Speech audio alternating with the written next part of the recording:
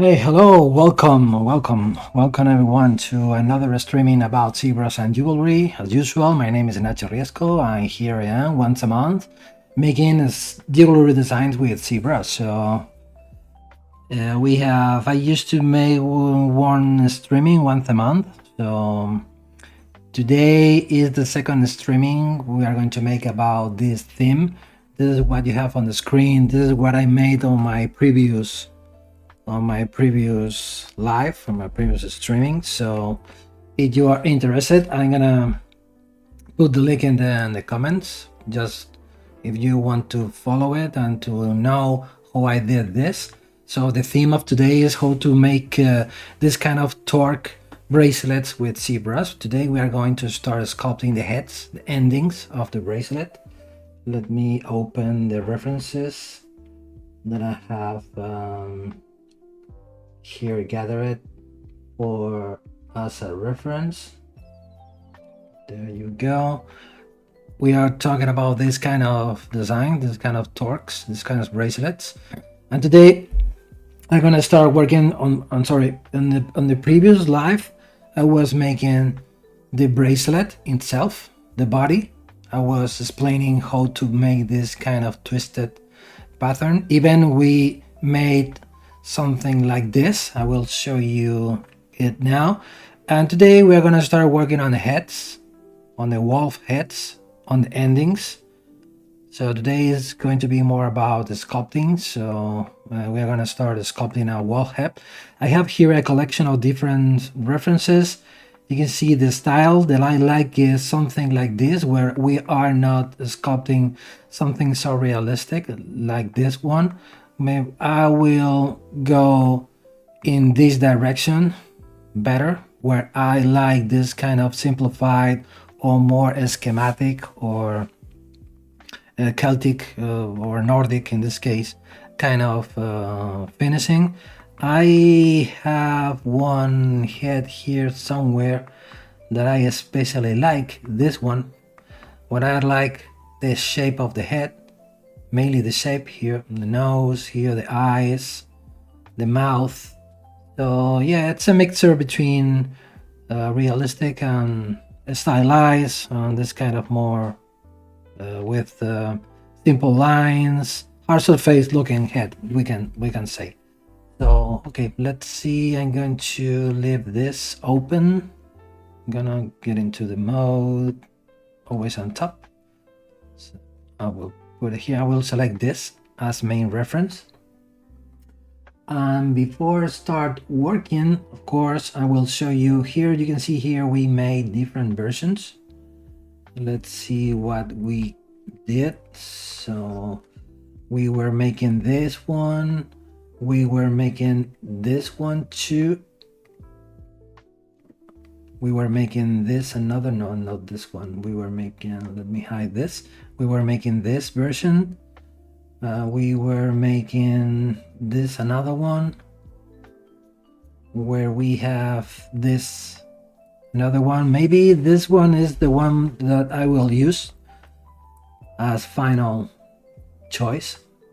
We also did this with a little ball with balls, this textured balls, and maybe we made another one. No, this is the base mess. So maybe I will keep this visible with this option, right? Maybe the balls, I'm gonna increase the thickness of the balls a little bit, something like this, and we will start working from here. Or maybe here I'm seeing maybe the thickness of the bracelet maybe is too thick. We can say we can make it thinner. We can make it thinner. We can softening a little bit. Let's make it thinner. Let's make it smaller. We have this cylinder as a reference for knowing the size of the wrist. And let's see how we can let's make this smaller. And maybe if we increase now the thickness, let's reduce the size, increase the thickness.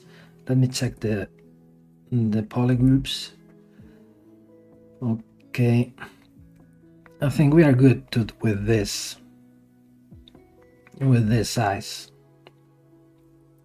You can see I was using this, another tool for cutting the endings. You can see here what it looks like without the light boolean button up active. Okay, I have an issue here with my interface. Let me fix it first. I need to go to config, unload my UI, because I just updated ZBrush to the latest version. You know, it's 26.2.1.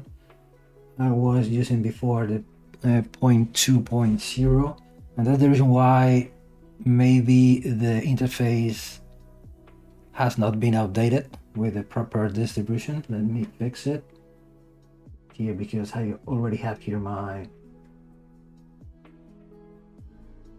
Okay, there you go, my backup interface. You know that going to preferences, clicking on config, here you can save your UI files just in case you need to restore it at any time, as I already just did now with my interface. Okay, let me check first if all of the settings are working properly. Let me know if the music is too loud or is too soft. So just let me know on the chat. I will try to pay attention to your comments and to your questions as usual. And in the meantime, I will keep working on this. So let's see. We can, because here we have a different version of different bracelets. Also, it's a good idea of having this kind of finishing.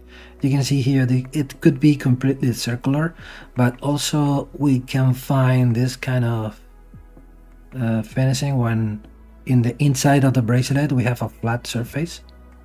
Or maybe this is gonna be better for this kind of designs, not for designs that we decide to use, but where we have more an oval shape than rather than a circular shape as we did. But I think it's gonna be okay. I think we are gonna keep this just for working on completely different thing. Just let me fix some details that I don't like. Maybe let's make this smaller. Let's try to fix this. You can see here we have a problem where the balls are floating, so they are not connected with the surface.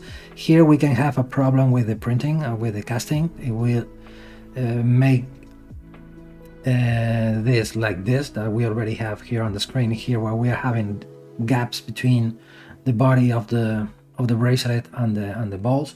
Maybe for that and for making an overview how I did this, I will show you how to fix this. So you can see here on my bracelet I have creased edges here. So I did this on my previous streaming. I will share with you here on the chat. Okay, where am I? This is the chat. Okay, let me share with you the previous streaming. Probably you already know, but you go to the YouTube or to the Twitch Maxon channel, you will find it there, but I will share it with you anyway. Let me find it.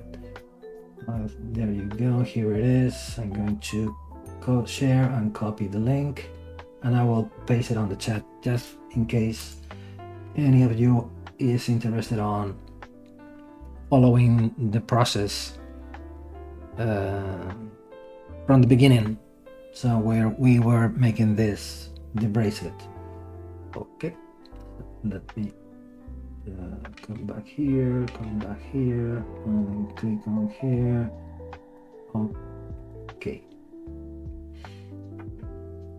Okay, so as I was saying, here we have a creased edge here. You know that we have different options for framing the mesh. Going to the stroke menu, and we can go to the curve functions, and we have three options: border, polygroups, and creased edges. In this case, creased edges, so turn off border and polygroups. So now we have a curve applied the whole path of the bracelet.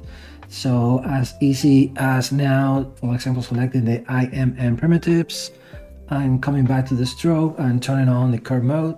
So selecting this and a sphere, and then we can make it smaller and we can touch the curve, and now you can apply a chain of small balls. So now here you can see we have a gap between each sphere. We can come back to the curve mode, and with curve steps, instead of 1, we can set it up to 0.8.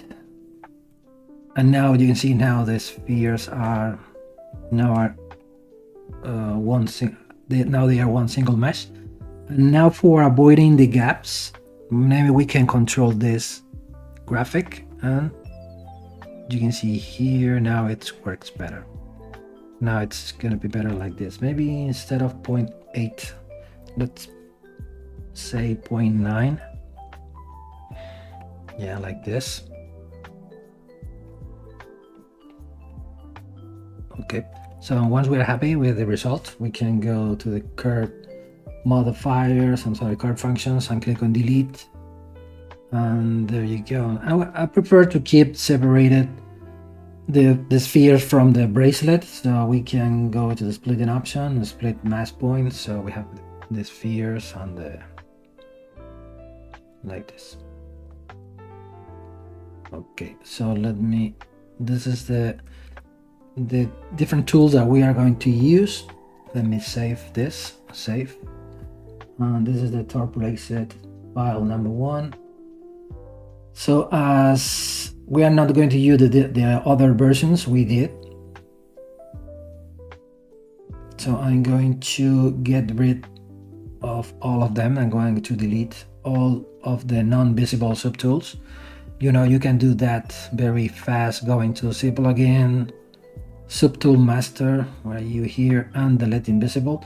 Just be sure that you have the eyeball, it's active on the subtools that you don't want to delete. So be careful when you are deleting subtools that you don't want to delete. So just double check. So we want to preserve this one. Okay, everything is okay. So say plugin, delete invisible, and then I'm going to save a copy of this file as number 2. This is the progress and number 2, and okay.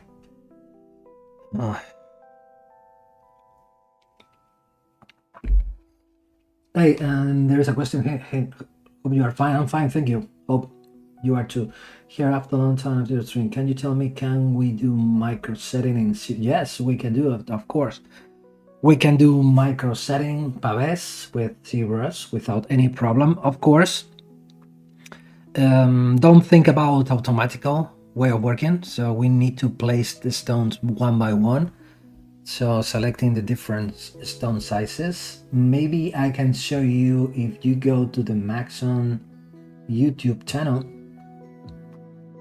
or even better, if you go to my LinkTree, because you are going to find there more information. You can read it here at the bottom of my face, my LinkTree. Anyway, I'm going to copy and paste it on the chat for all of you. So there you go. And I'm talking about this site. You can click on my YouTube channel. Here is the place where you have access to all of my social media content, portfolios, social medias, and website, my personal website, and so on. So if you click on the YouTube channel section and then you scroll down, you can see here the collection of all of my previous ZBrush live streamings. So you click on this or get access to the list, and this is the only place where you will find all of them collected only in one place. So you can, for example, I can recommend to you this design where I was making this brooch of a bird, and I was explaining how to create the micro pave setting here. For example, apply to this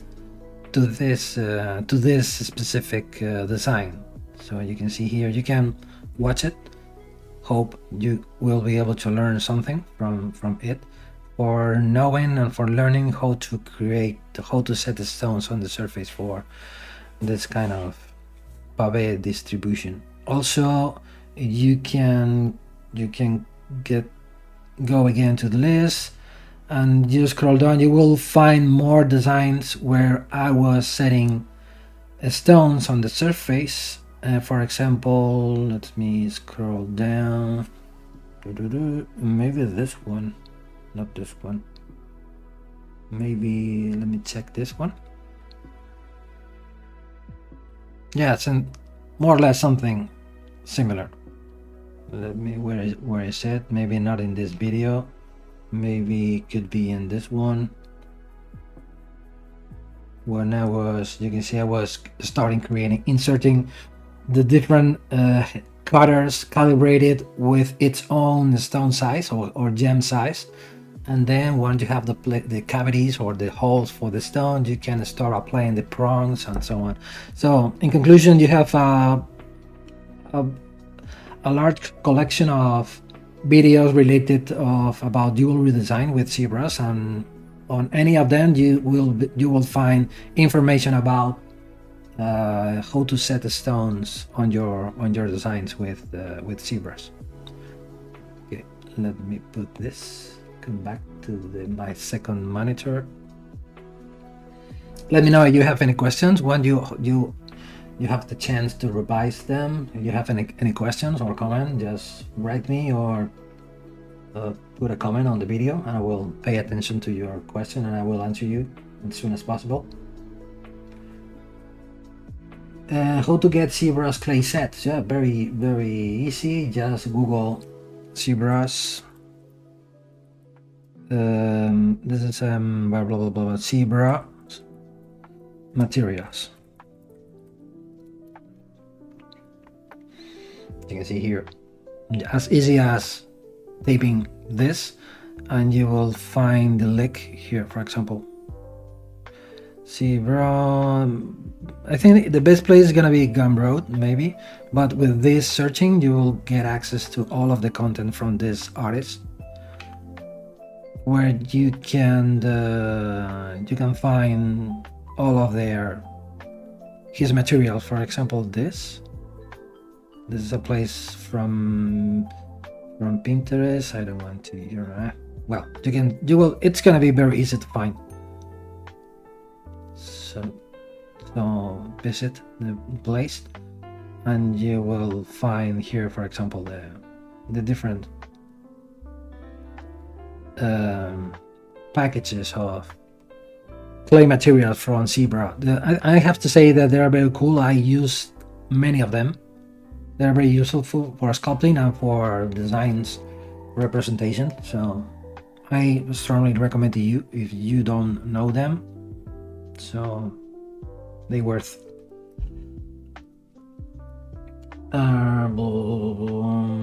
Where and how can I find jewelry cut clients? Well, maybe on the net, everywhere. So just be focusing on the places where the jewelers, or for where the jewelry brands, or where the jewelry designers are going. I mean, for me, it hasn't sense for being posting sculptings about jewelry on a character Facebook group, for example. Just try to find the specific groups for jewelry designs, and there, if your work is good enough, I'm sure that the people you are going to catch the attention of the people who needs jewelry cut artists are going to find you. So, but in this case, my advice is go to the proper places. For example, when you are posting your job in Instagram, use the proper hashtag. So, for example, jewelry design, or organic jewelry, digital jewelry, and stuff like that. Just for people interested in jewelry design, find you. So don't try to mix your work about jewelry with characters or with monster or with stuff like that. Just try to be as more professional as possible. We are talking about jewelry, the jewelry business, right? I'm not even learning ZBrush, just here while doing my own work. Yeah, perfect. Sounds very good. Sounds for the background now. Yeah, thanks a lot. And I'm also trying to have a background music, but maybe for you it's not gonna be too loud for listening. So it's good for you. It's good enough for you. Just listening by voice. So I appreciate you are here.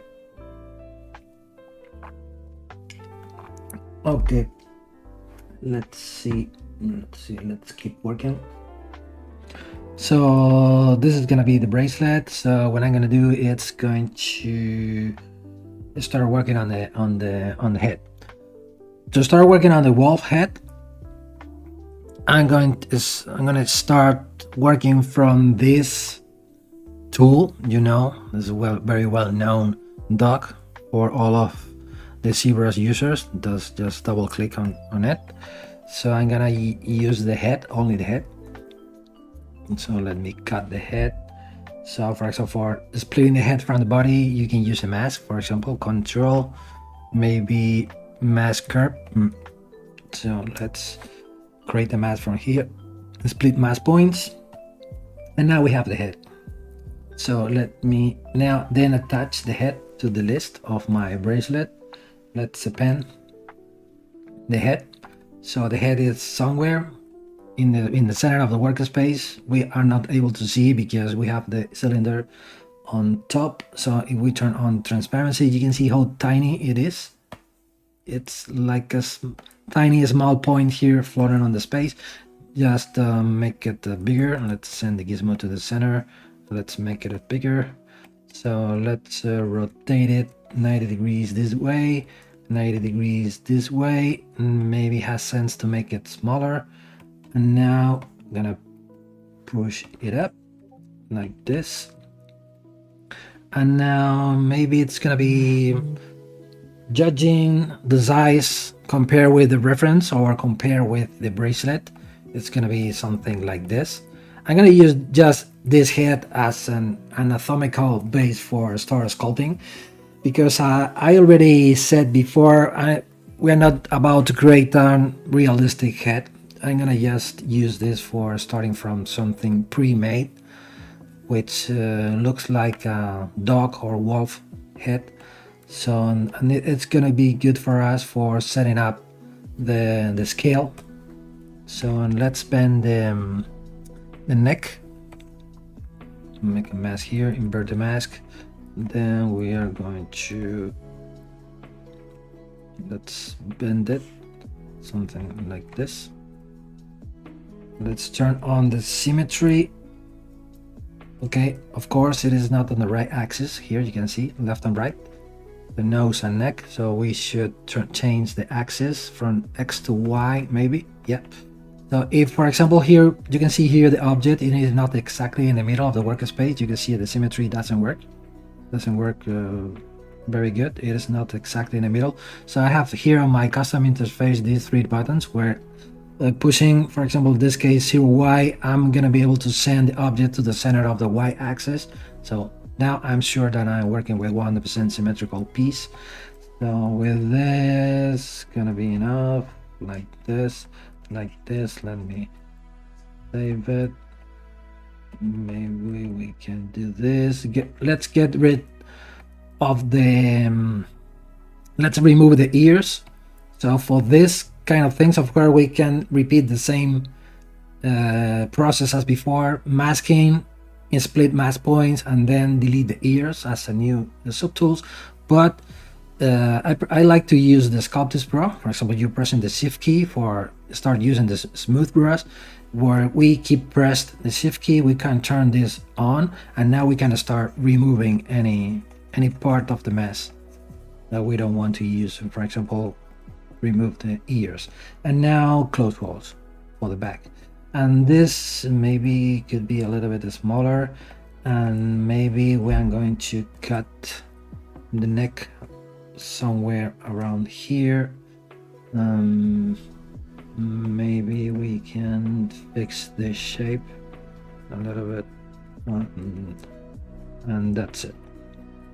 I'm gonna put everything inside of the folder. I'm gonna create two folders. One folder for the bracelet, new folder. This is bracelet folder. Everything is going to be inside related to the bracelet, and a new second folder called wolf head. And this is the so we can now, let me see what happens here. Okay, the things that is happening, we can send this subtool to the end of the list.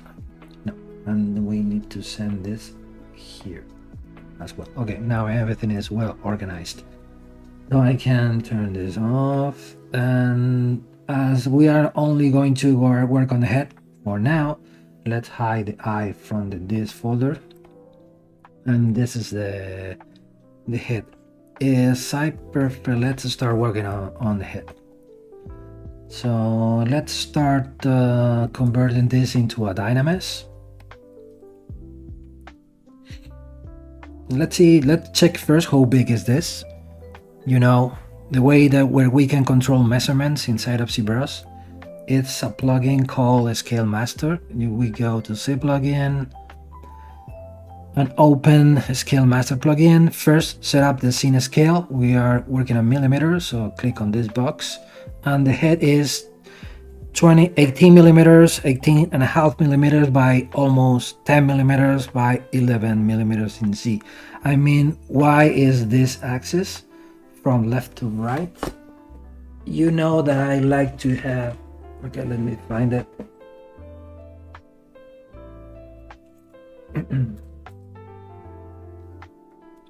I like to have a caliper on my table when I am sculpting, when I am creating designs, where I am checking the measurements, I am deciding, I am setting up on the screen. So we said that we are working with 10 millimeter. 10 millimeters is almost 1 centimeter. So I am checking the measurement on my wrist, just for knowing that we are making the element not too big or not too small. So with a proper scale, compare with a wrist, with a human wrist. And maybe 9 millimeter is gonna be a big pour or a bit small head.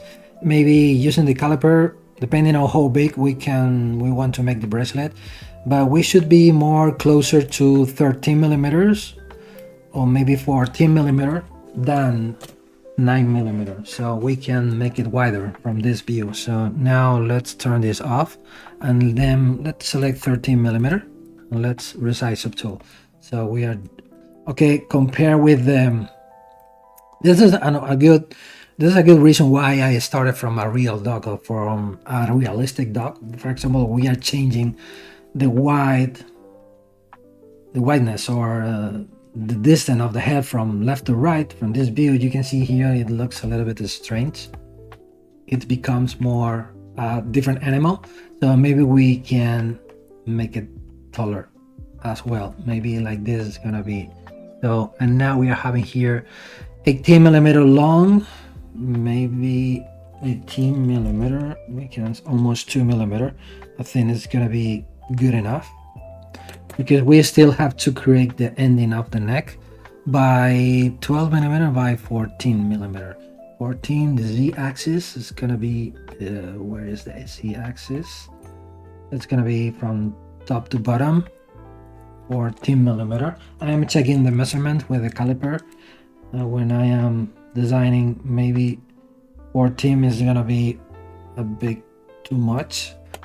We can make it without the symmetry. We can make it more not so tall than before. Now we are having 13 millimeter by 12 millimeter. Yeah, 12 has more sense. 12 millimeter. So yeah, 12 millimeter. Okay, it's gonna be okay. So we can now, maybe as a starting point, we can say that this is gonna work. So let's keep working with the y-axis. We can start refining a little bit the shape of the hair. So let's convert this into a dynamis.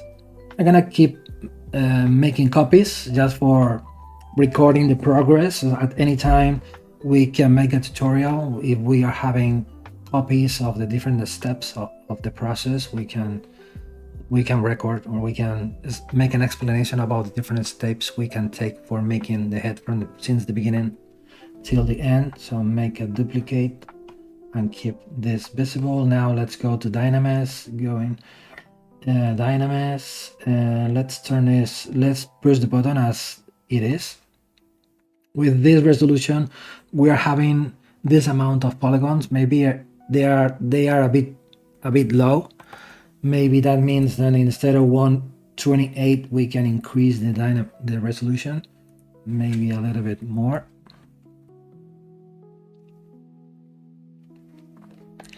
Maybe we can smooth this, maybe more polygons, 180. Yes, 500,000. It's gonna be a good point, starting point. You can see here we are reaching 500,000 polygons, so 500,000 more or less. Let me see. Okay. So no comments, no questions. Okay, I can keep working. So I'm gonna start using the H polish, because we are about to create a kind of a surface looking design. We can use the H polish, or even faster, the clip curve. That's for clipping this. Now we are gonna start to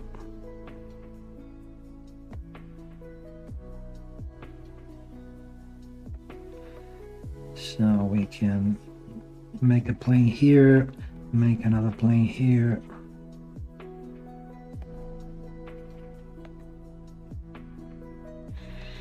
And we're gonna start sculpting. Let's fit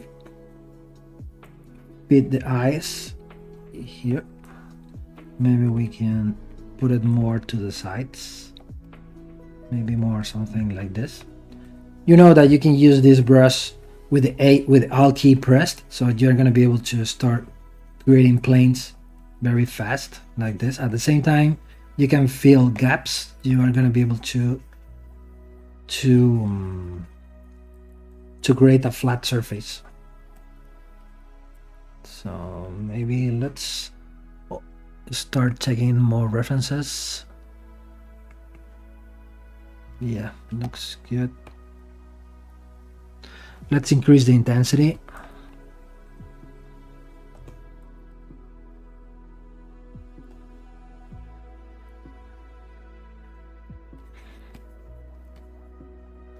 So you can see I am using the Alt key and the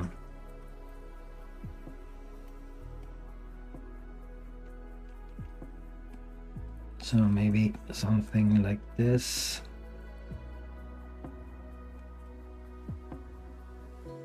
At this moment, we are just searching the forms, right? We are not making definitive shapes or following a realistic head. We are just looking for a good balance between the forms we are sculpting. Like this. Let's make this a little bit longer.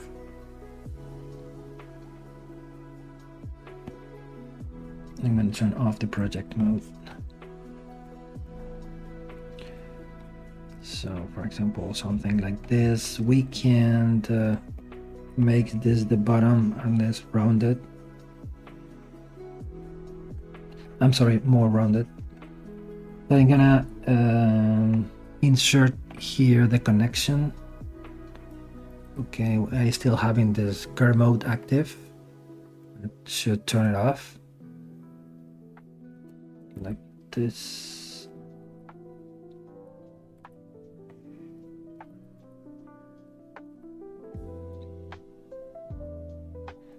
We can make this, okay. It is not straight like this, so I split mask points. I don't want to use Dynamesh in this tool, so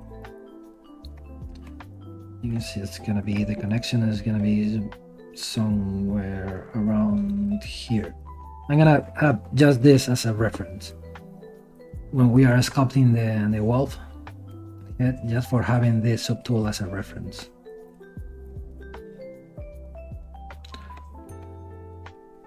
Okay, let's see from the top. Looks good.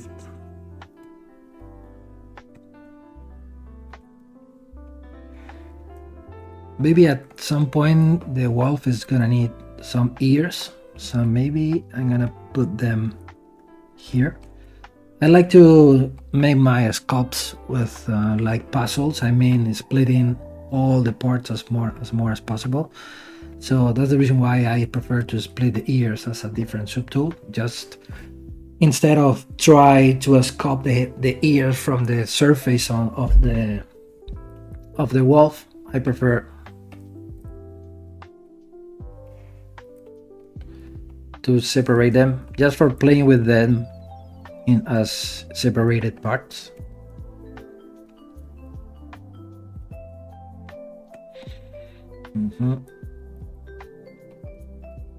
We can use the IQ curve option for the endings. Maybe something like this.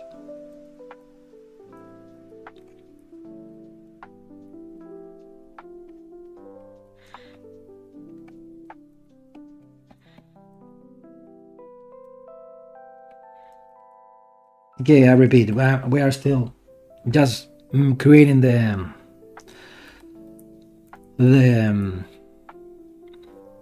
composition. So let me check some references. Here you can see here, this is a very good references. Very simple but effective heads. So maybe we're gonna need a cavity or an empty space here inside of the mouth. Maybe it looks good. I like this shape. Let's see if we can create something similar. Let's append. Okay, we can still. You can make a copy of this one. We can send it to the center. Turn on the symmetry, rotate it this way, get something like this, make it bigger, something like this, and maybe we can turn on the boolean, and this is what we get, a negative space here, and maybe we can start changing the shape like this. We can use the taper options inside of the gizmo. Taper, changing like this. Now we can change the shape. Okay, maybe I'm gonna make a mess. This.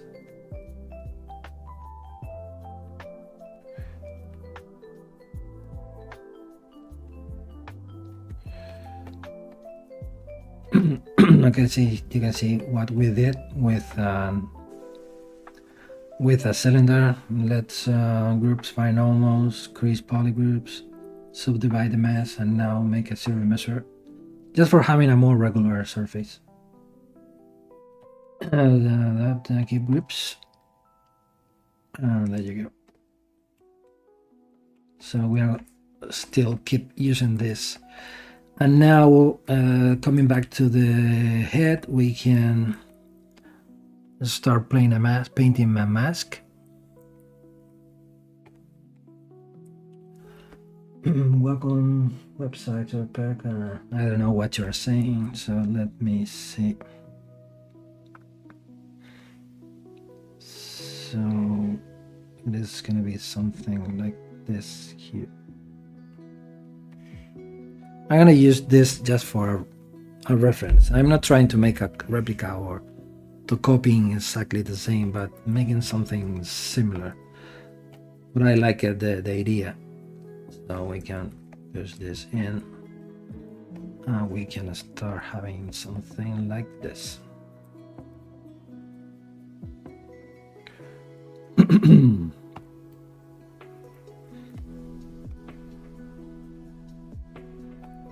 Okay, and I'm gonna do this. Let's start using the clay build-up.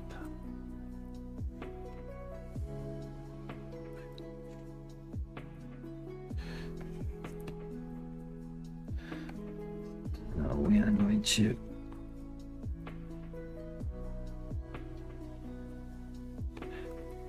this is pure sculpting. So when we just start blocking the shapes, just for you are at the same time you are designing something, you are making something from scratch, which doesn't exist, and you are using your ideas that comes to your mind. But at this point, you are not 100% sure about what you are doing. You are just making forms. And for this, ZBrush is very, very useful because it allows you to work very fast. And for example, something like this. So at some point, probably today, depending on how fast I go with this or how fast I find the shapes that I like or the shapes that I'm looking for, so we can start cleaning the forms and start refining the forms and start getting more finished sculpt. But at this moment today, mostly the session of today is gonna be more about investigation when you're sculpting. We can call it like this. You can see here, this is we are just changing shapes and forms. This is another reason why I decided to go directly to Dynamis, because during the process it's gonna be necessary of being destroying and sculpting forms. So that is not possible if you are working with a regular quad mesh or with a series measure. So you need the freedom of destroying forms and creating new ones. So that's the main purpose of Dynamis. Okay, let's go. Okay, the mouth, it is there. We can check it from all the angles. Maybe let's start grabbing. One of the brushes that I like a lot to use is this brush, SK Slash. The SK Slash brushes, it comes from a Japanese guy. Let me SK Slash brushes, just in case you are interested on using them.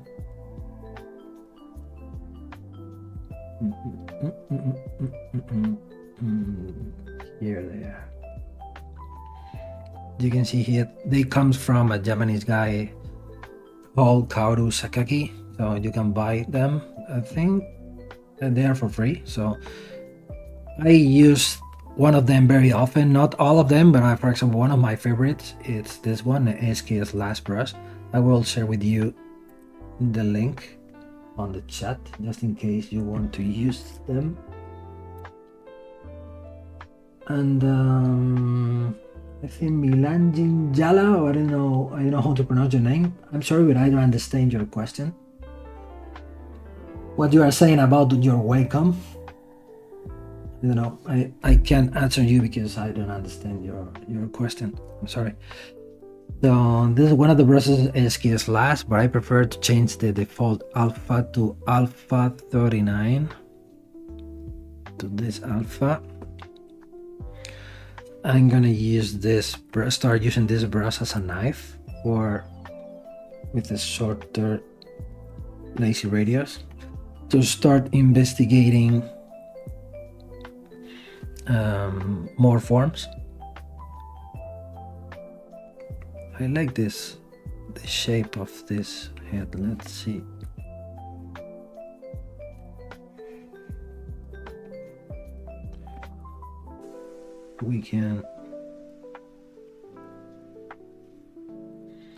We're gonna start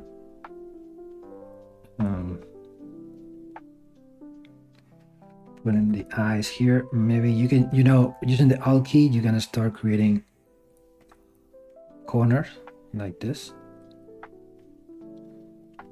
and maybe you're gonna start sculpting forms or having forms.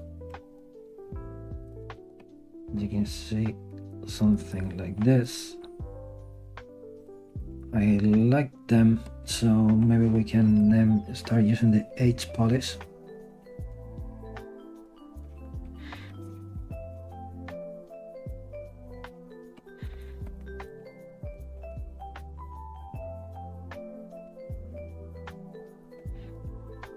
Same process as before, now with the Alt key, just for start creating the necessary planes.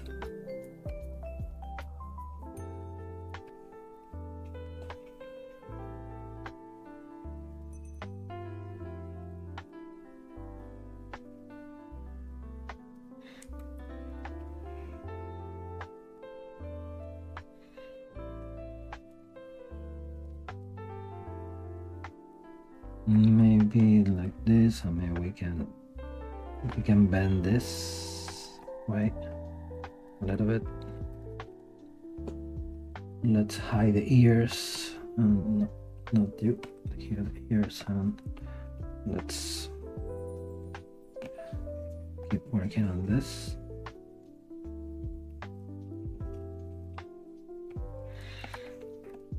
Also, a very useful brush that you can use for this technique is the pinch brush. I prefer to use the pinch brush with the Alpha 39.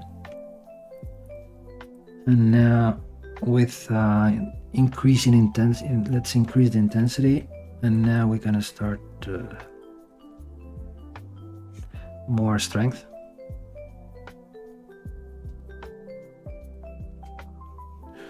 And then you're gonna start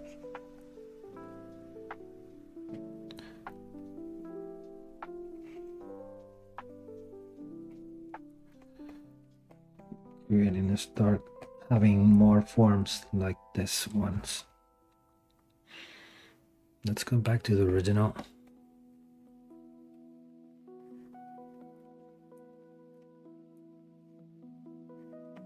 Okay, let's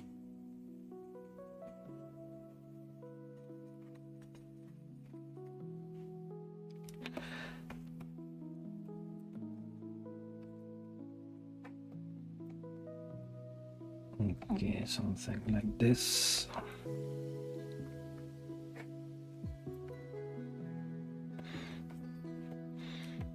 And now what we can do is thin the form, the shape of the head start looking good. Another good option is use the help of the morph target. You're gonna store your morph target.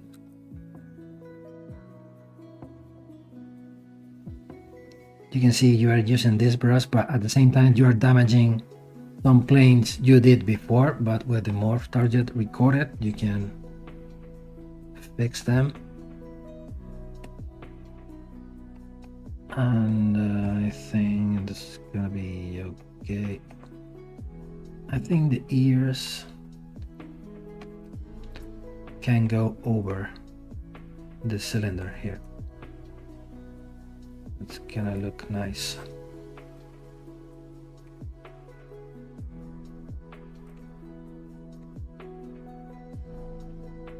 You can watch it from the front, from the sides. I think it is looking good.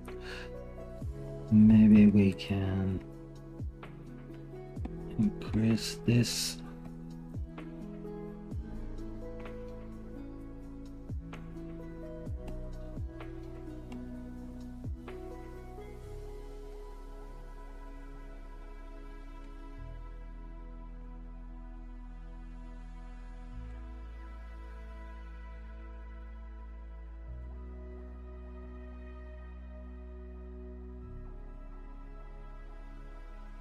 Okay, let's same thing from the front, from the sides. It works good. Maybe here we can change a bit this shape. It when it works good, going to work good.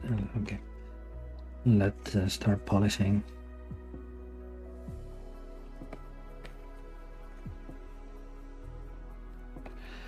Okay, another feature that I don't use it very often but could be useful in these cases is the clay polish option. When you can clay it, you can polish it. Maybe in this case it's too aggressive. You can play with different settings. I prefer to increase the sharpness just for having something like this.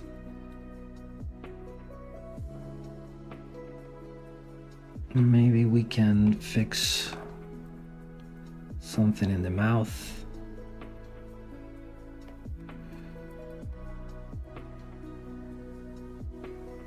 Maybe we can change a little bit this shape.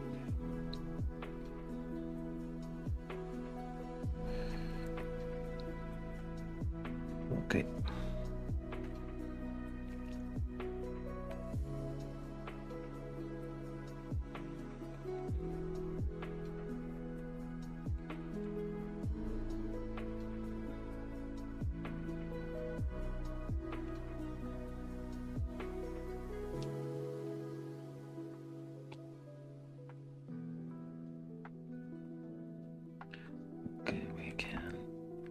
Increase here the neck.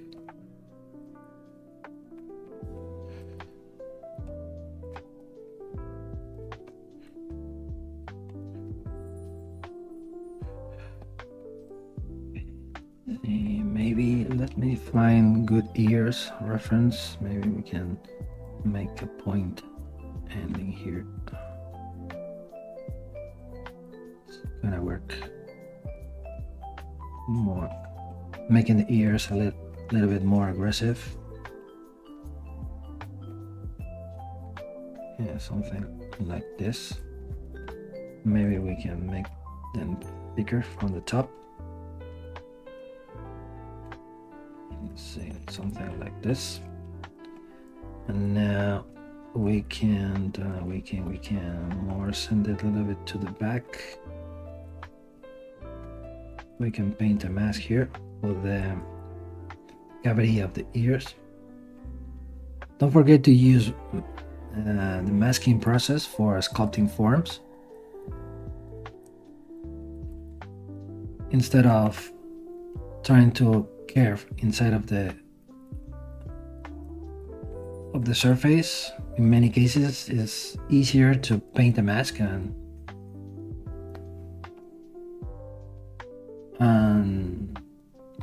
make the negative space that you are looking for. I think you will get a more regular, a uniform shape instead. So let me something like this.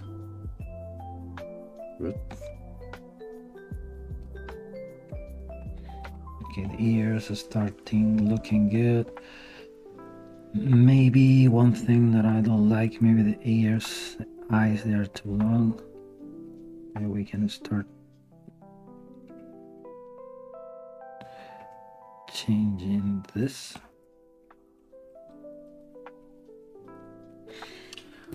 Okay, let me use the globe.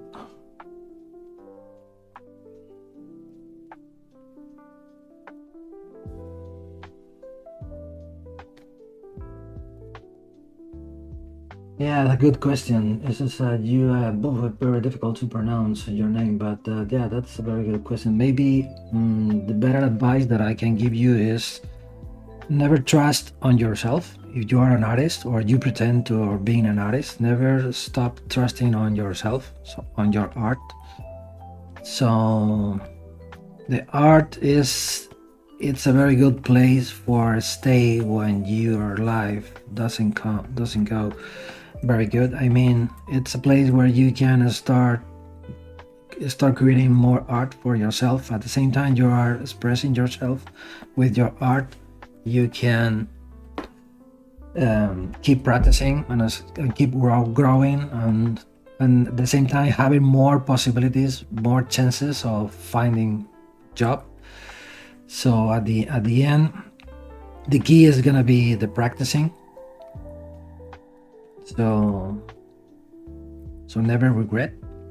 So never give up, and keep practicing or keep making art as more as you can. So never start trusting on yourself. So even today it's the internet, the net. It's a great place for learning.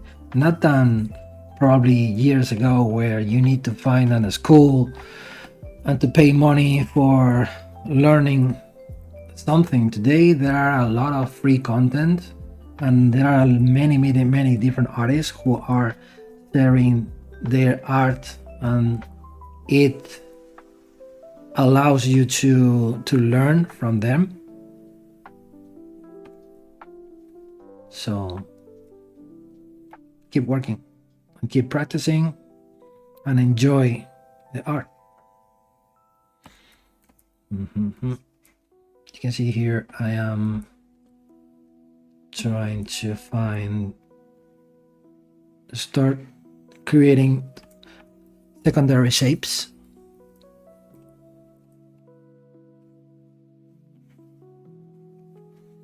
So maybe we took one step forward on the designing process, and now we are investigating how we can add more elements to the design, like this.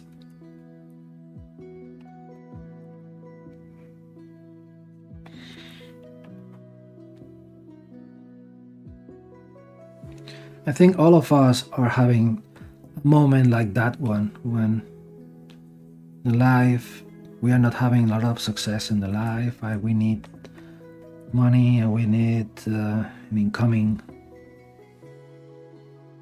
And I think something similar happens to me. I mean, not many years ago, but well, a time ago. But I kept practicing, kept using ZBrush till I was able to raise my skills. So then the jobs and the commissions starts arriving to me. So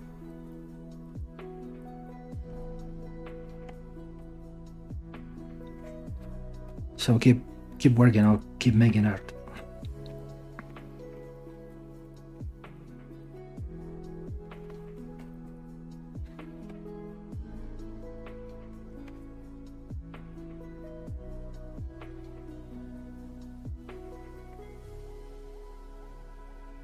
And you can see here we are having this. Okay, I think things will start looking good, as far, at least as I was thinking. Like this. Okay, so at this point you can see here we have an interesting shape of the wolf with a good balance.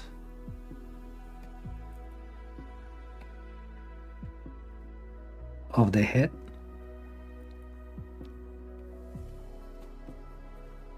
You can see here also we can have a more aggressive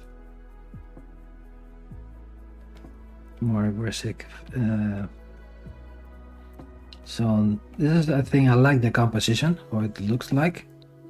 So I am checking all of the views,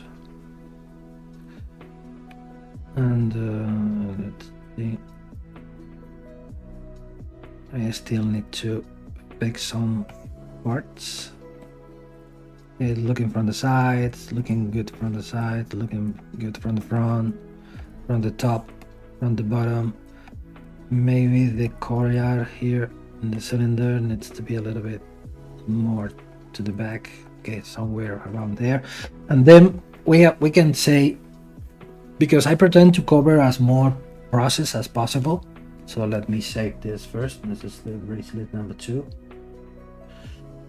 So probably in as a regular work for me during a normal work day, so maybe I could keep polishing, I keep making more and more forms, polishing more and more the forms. But today, as I am creating this live just as because I consider these lives as short tutorials, so I'm gonna prefer to stop here and start taking a new step. So when we are here, for example, so we already have the main shape, the main forms. So this is what we are looking for. Well, we are looking for something like this. Let me open the Epic Pen application here just for painting on the screen. This one. I'm gonna zoom in here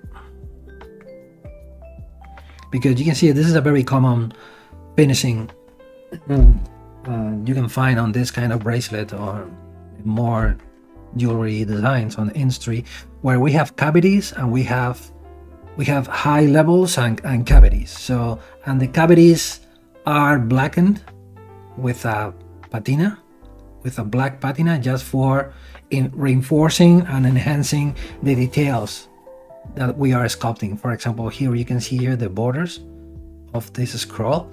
But so at this point, the thing that we are looking for example, if we are watching this, let me paint something. If we are watching at this should be, this is the highest point, this is the lowest, this is the highest again, this is the lowest, this is the high end. So we are looking for these layers, these levels of depth from the surface. So for example here, I mean, it's something like this when we are having, right? So maybe in blue it's gonna be more visible. So we are looking for the recessed areas when we are going to apply the patina, and we are going to we need the highest point like this, just for polishing the surface, for getting a shiny reflective surface. So with this idea in mind, what we are looking for here is having here, this is the yellow for the highest point here, this is the highest, and here the eye, and here, and blue for the recessed areas like this one, or this one, and this one. So it's gonna be necessary to start playing with the surface for getting cavities and relief and positive surfaces, for trying to achieve this result of this finishing as better defined as possible. And for this purpose, well, for when I am about to create this, to start splitting the different elements into different subtools. I will explain to you what I mean. So for example, as the first choice, I'm gonna make a copy of this.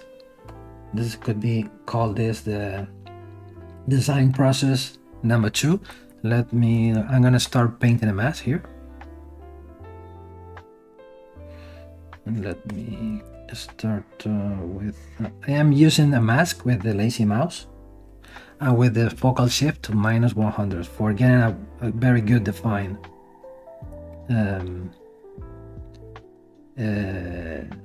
mask with a sharp border when you are painting the mask. So something, okay, we don't have to be very picky with the forms, because it's going to be necessary to clean them a lot. But so I mean, it's not necessary a very high accuracy on the strokes at this point. So when you are getting this, so let's split mask points. So this is what we get. Control drag to fill the gap. Here we have a problem here because we have a very open You can see here. And when we try to close the gap, this is what we are getting. But this is the good thing about Dynamesh, because it's not going to be a big problem. So grow the mask. So let's increase this. Maybe with the move brush, we can fill this gap. Something like this. Oops, without the back face, of course. We can start filling this gap. Control drag and control drag. So now we can fix this. You want to remove these artifacts that we are getting here. This could be a very good example about how to fix this kind of trash or problems with the mesh. So Sculpting Pro is your guy. So you can start destroying all the parts of the mesh that you don't like it, like this. And now we can move with the back face, and then we can closing these gaps again. Control drag, control drag, and mirror and well in the y-axis. Nope.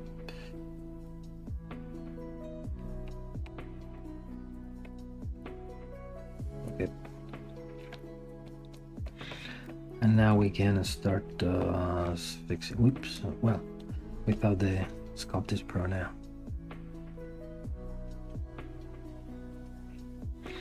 We can apply some polishing to the surface, and this is what we are getting. And this is the first subtool that we did.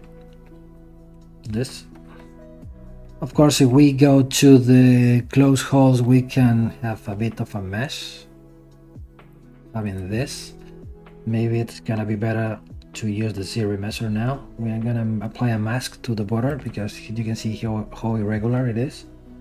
Masking on the border, so grow a mask, invert the mask, and start polishing. And now we can go to ZBrush, turn off Dynamesh, ZBrush. Let's give me the same amount of polygons. Okay, something like this. Now the half amount. Okay, let's start polishing. Okay, something like this. We can start polishing the surface. Just for getting a flat surface on top. We're working with only one, without any thickness, right?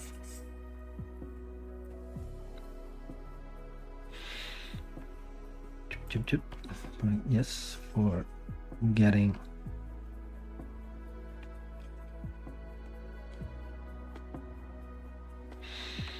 this, that is going to be that part. And the way that we can now start creating thickness from this surface is going to dynamic subdivision, turn on dynamic. I don't want now to apply any smooth subdivision, so let's go to 0 and then start playing thickness. You can see here where you can start applying thickness. In this moment, it is not going to be necessarily very thick, very big amount of thickness, so let's stay something around here. We can create an offset because we want to push the thickness to the inside. We can use this value and click on apply, and now we are having different polygroups. Control tap here, invert the mask, and now we can start making the thickness as we want, just without the back face mask, of course. Just pushing, and this is gonna be this band that we made. So we have this first element we did.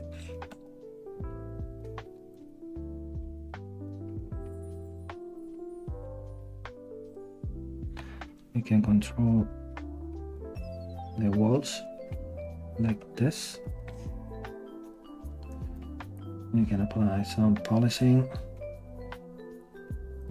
Okay, something like this. Maybe we can make this thing a little bit bigger.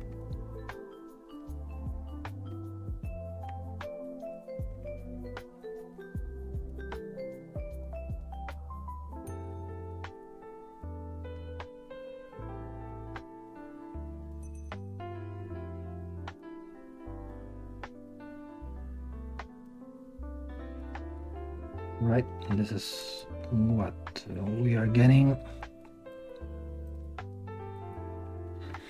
And with this technique, we can start making, extracting, and start creating these raised elements.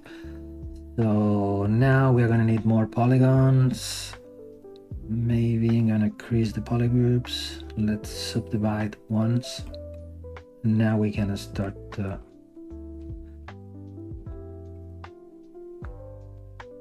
polishing these surfaces. You can use this technique, and I'm going to show you another technique, right? Now let's go back to here. Let's apply some polishing. Let's smooth the surface. Maybe I can add more thickness here.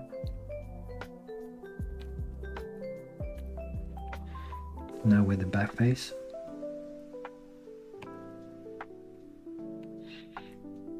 Okay, something like this.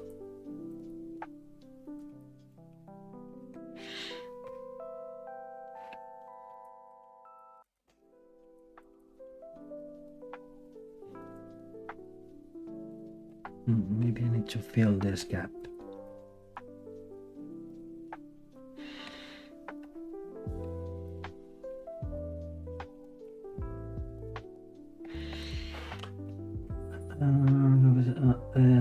Okay, sure, I'm currently learning ZBrush and I am confused about whether to choose jewelry design or 3D printable character design. I enjoy both.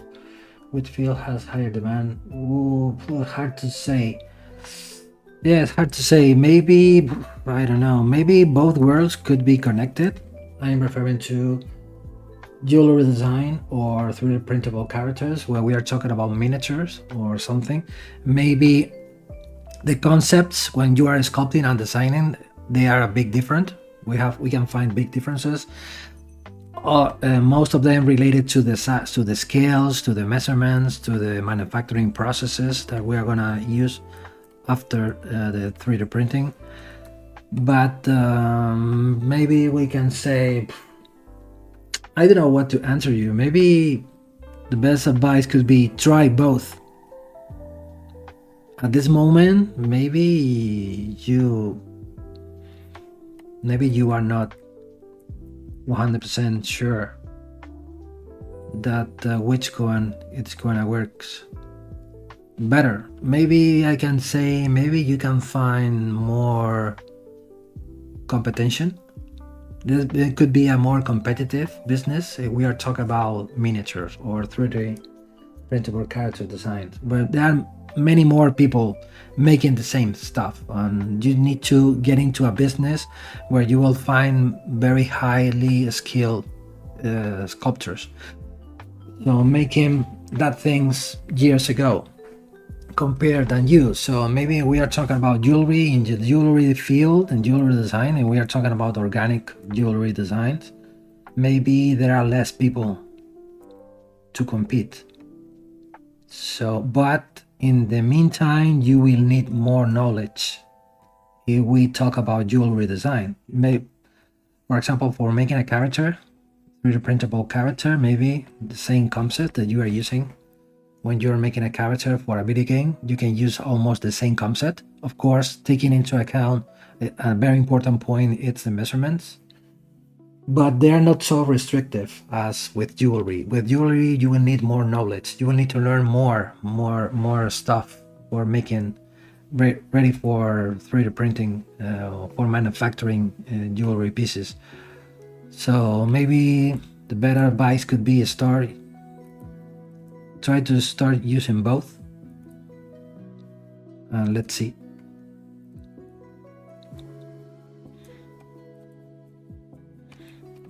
Let's start creating a new one here.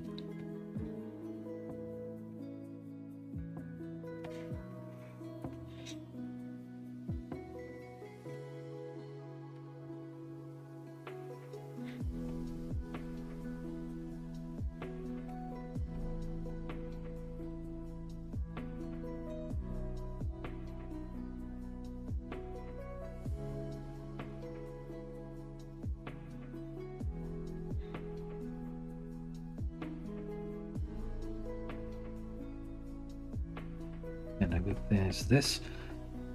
Another technique that we can use the same technique as before, or you can use extract option. Maybe it could be another way. You can see here. Okay, let me remove this part. Maybe the thickness now is too much. 0.006 is gonna be a good choice, right? So this could be another option. When you are extracting elements directly from the surface, I just recommend to you make this simple but effective way. Get rid of the internal surfaces, so delete hidden and close holes, just for having a higher thickness.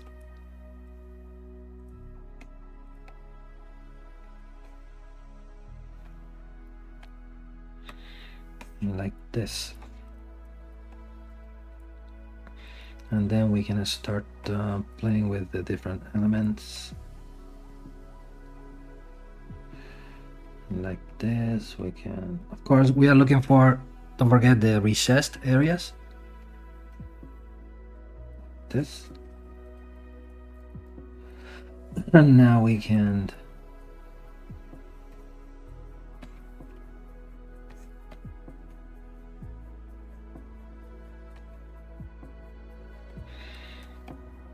okay, something like this.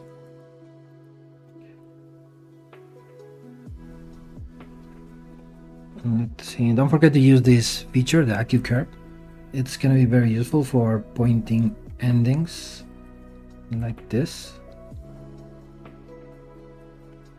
because this is the difference between, this is with AQ curve and this is without AQ curve. You can see here the differences between both. So as we are looking for pointy endings, it's going to be better to use the AQ curve option.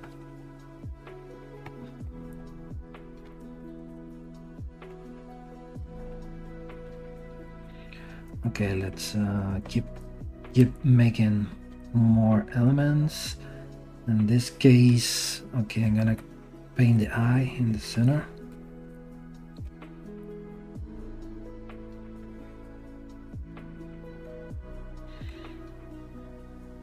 Yeah, something like this.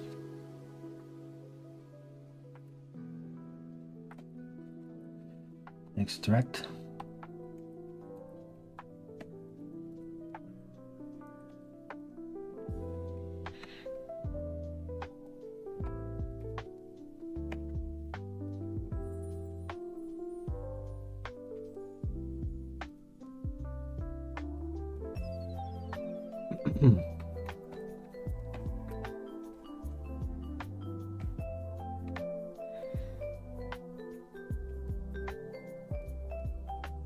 The same thing here with the AQ curve active.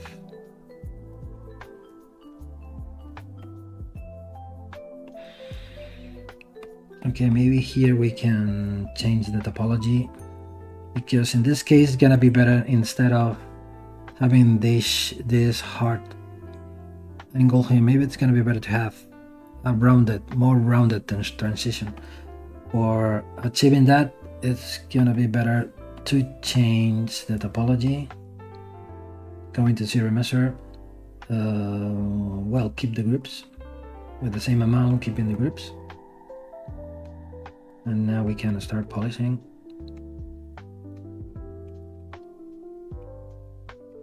Start getting more something like this.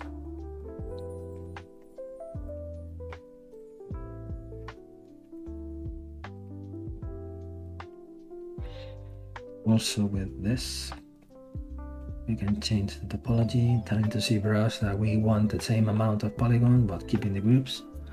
So let's create a new mesh, new topology.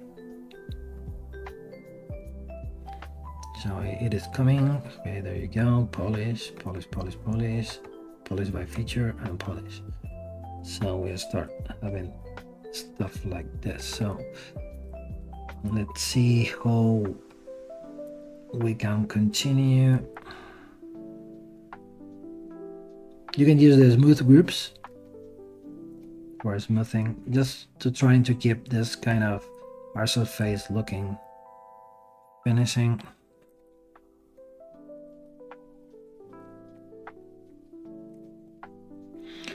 Okay, let's see. Let's go with the mouth. I like this path that we are having here. For example, we're gonna start painting a mask here. Goes here in the border. Is reaching this. And now it is continuing this.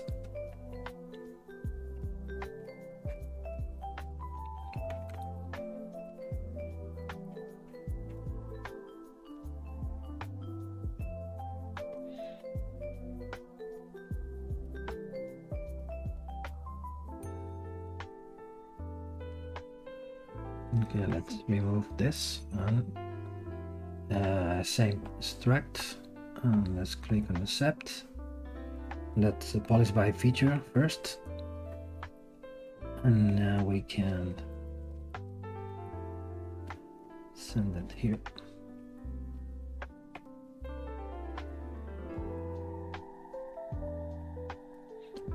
Okay, and let's see.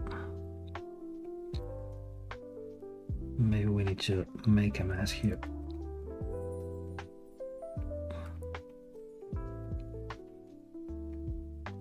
Maybe in this case, gonna be necessary to.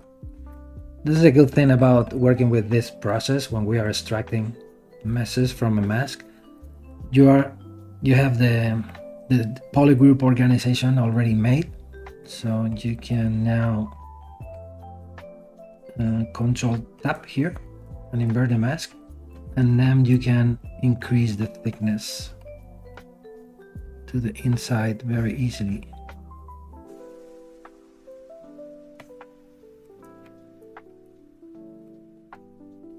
With this, what? Ooh, I did something. Okay, I move it by mistake. So okay, let's now change the thickness.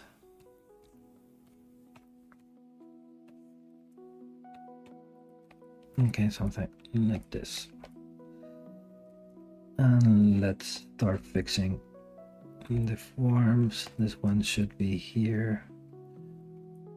Let's create a gap between both elements. Here, maybe here we can apply move infinitive with backface mask, or applying more thickness. Something like this.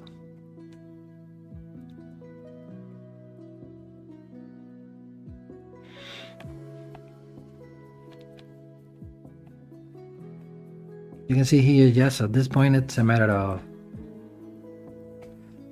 start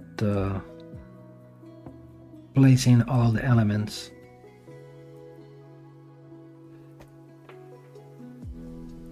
Let's increase the thickness here.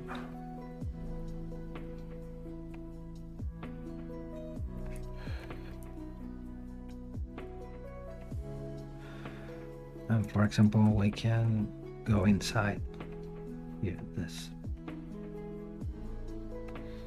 Polish by features and H polish.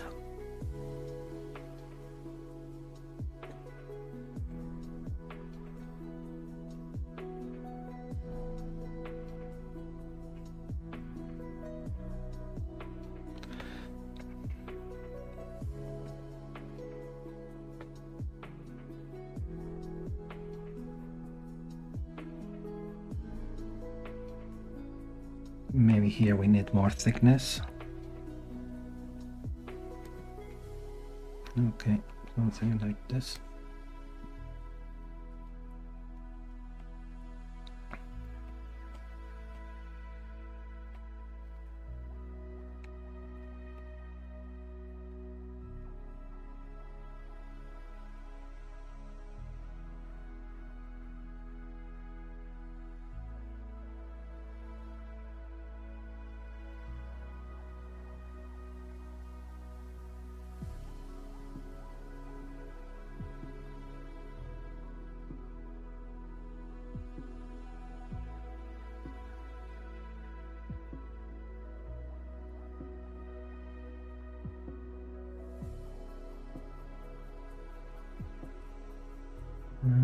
Hello, Sigma Attitude. Welcome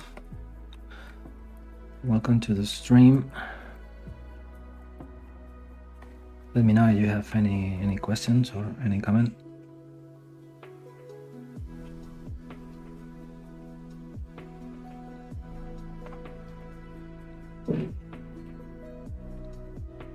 Okay, maybe it's a good moment now to start creating a new mesh.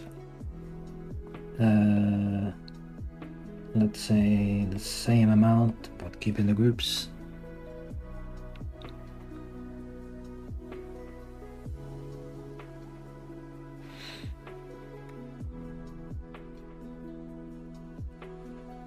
Okay, something like this.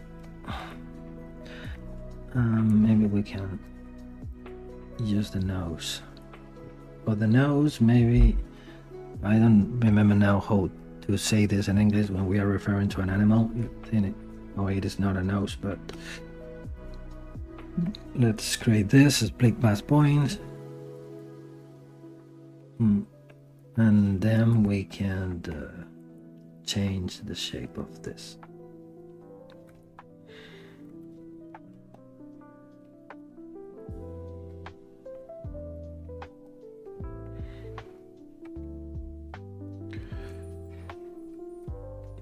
So let's start polishing with in this case maybe we're gonna need to change the shape a little bit with something like this.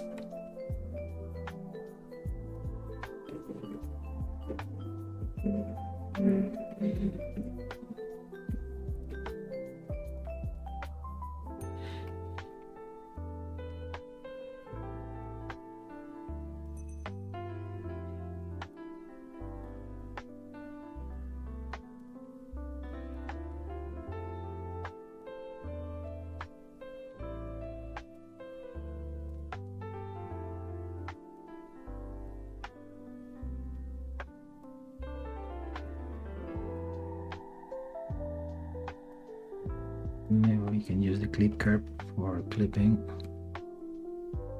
the shape and the shape.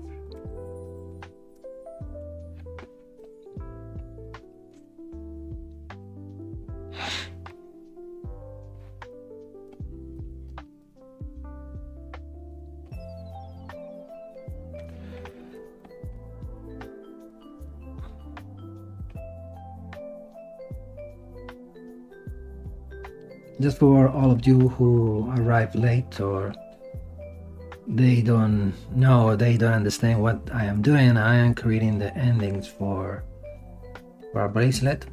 So this is the ending and this is the bracelet. So I'm just creating the endings for the bracelets. Now the head compared with the bracelet, maybe it's a bit too big.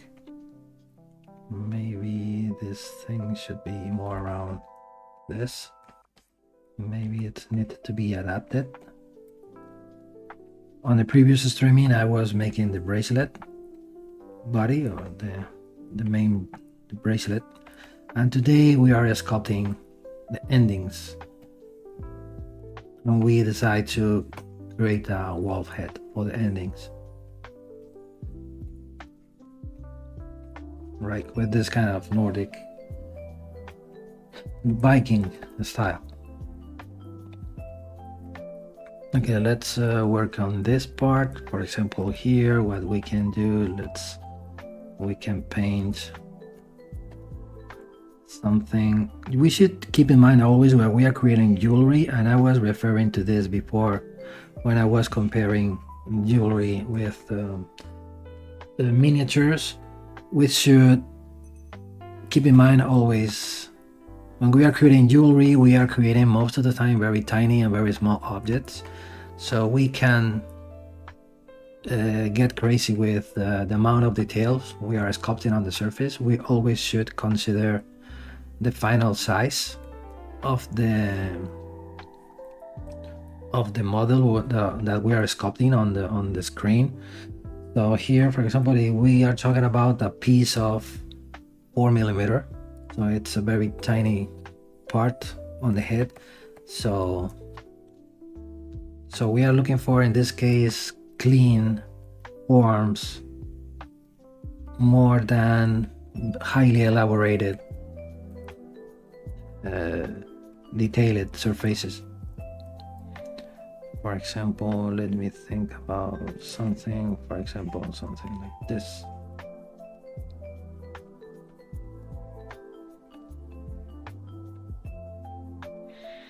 And for example, what we can do is, oops,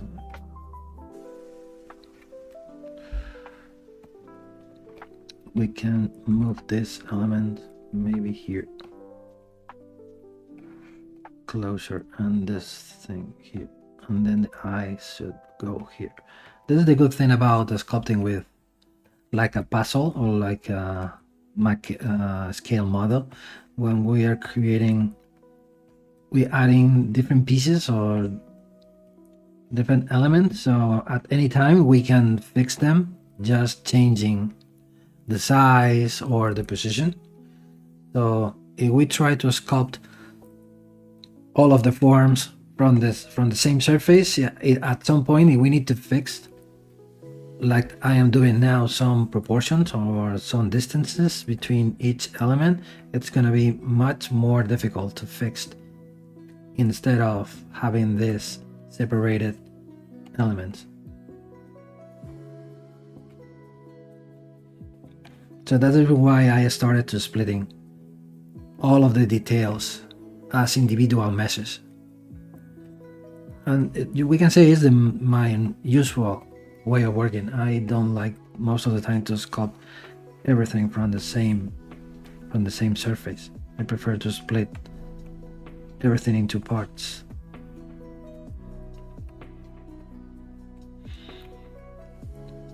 Okay, let's split this. Extract depth, polish by feature. Let's select this for adding more thickness.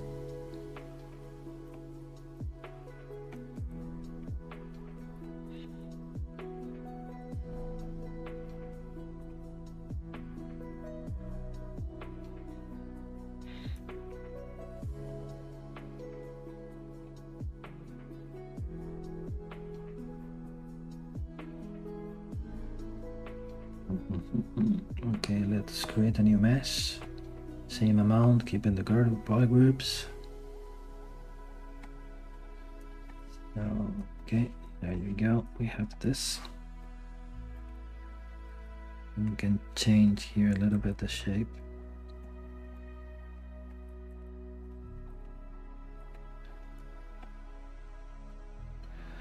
Here we can use the same techniques as usual, AccuCurve.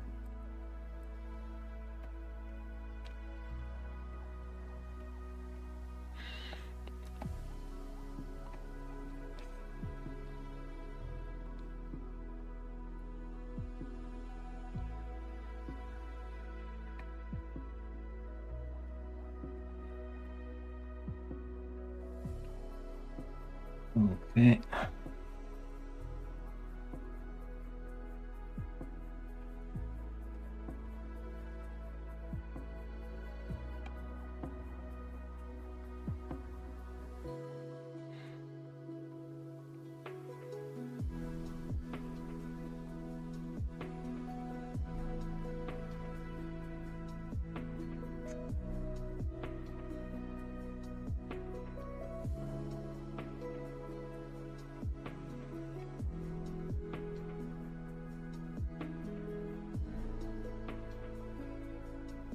And maybe I can say I can add to the conversation we had before about jewelry and scale figures or something like that. Maybe there are more, you will be able to find more offers, job offers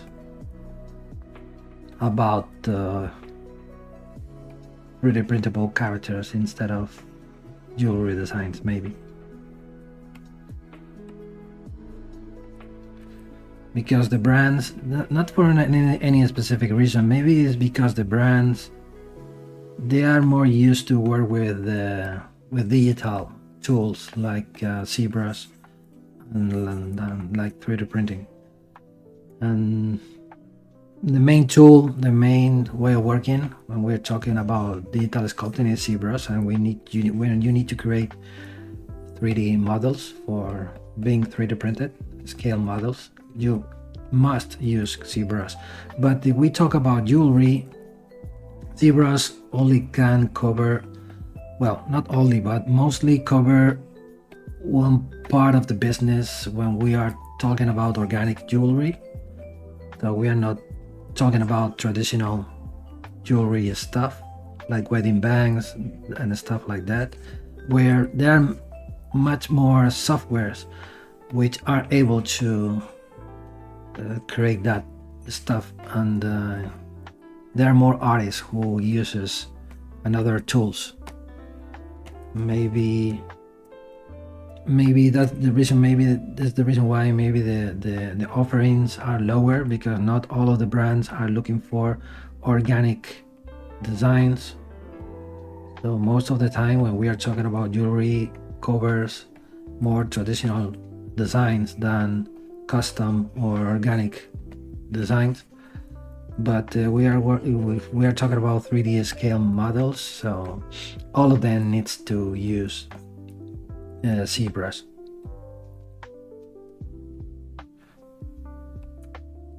So they are always looking for 3D artists or 3D digital sculptors.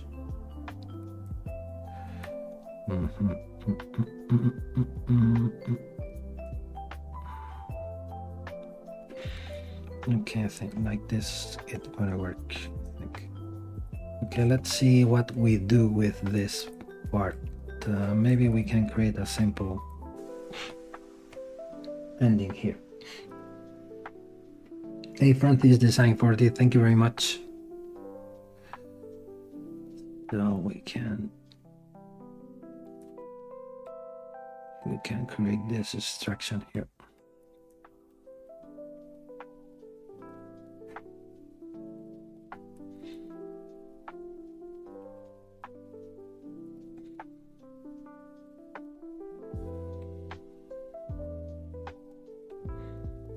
Let's see if it works. There is a feature inside of the masking where we can say a mask by region, so it's very fast for filling. Okay, let's extract now. Extract, accept. Ooh, come here. Let's make it smaller. Okay, and then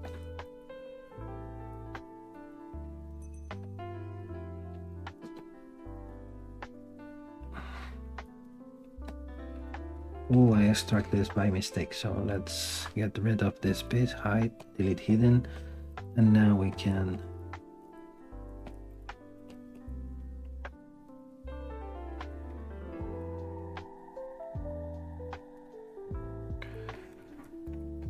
something like this.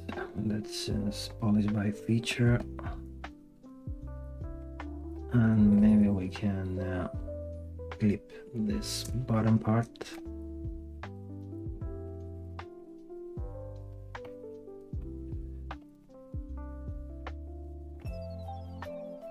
Just making something like this.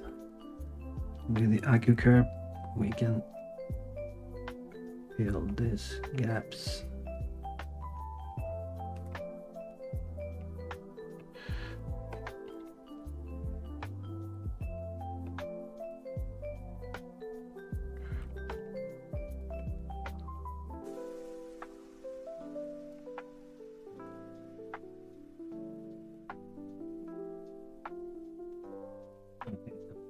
This.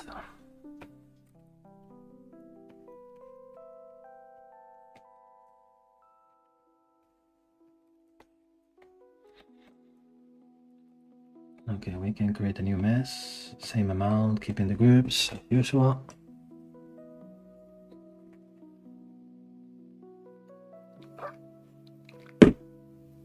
And you are not from New Zealand because you are from the game industry, but I'm thinking about what can I do, like freelance artist.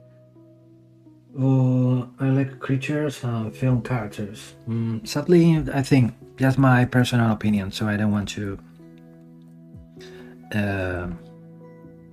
say that you are wrong with your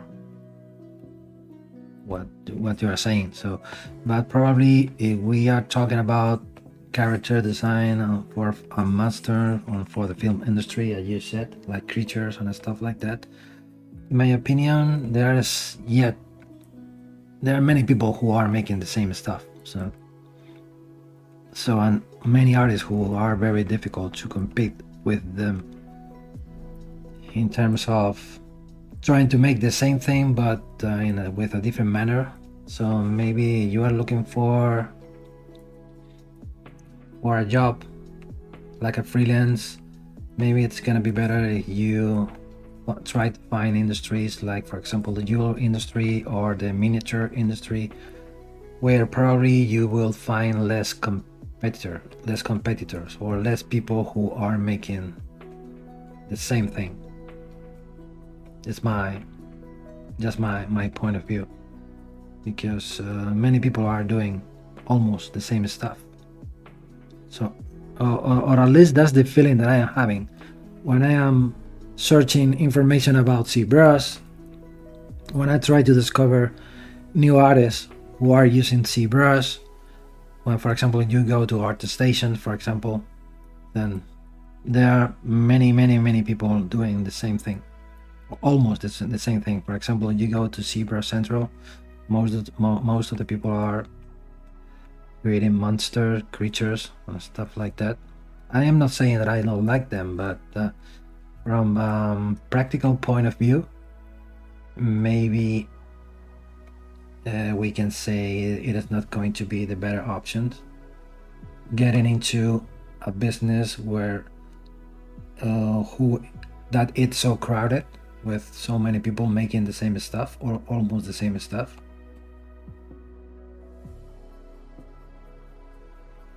Maybe probably the jewelry industry are looking for more specialists or for more artists who know how to use what happens here, ZBrush for jewelry designs. So the only thing that you need to learn is the job, the work itself, in terms of the technical aspects necessary for being applied to your commissions. So it is not as easy as creating cool designs, so they should work on the real world. And when we are talking about jewelry, there are many different aspects to cover. So you need to learn. But in my opinion, this is one of the things that I like the most about the jewelry industry, how challenging it is. Because you never stop learning, but you never stop needing about information.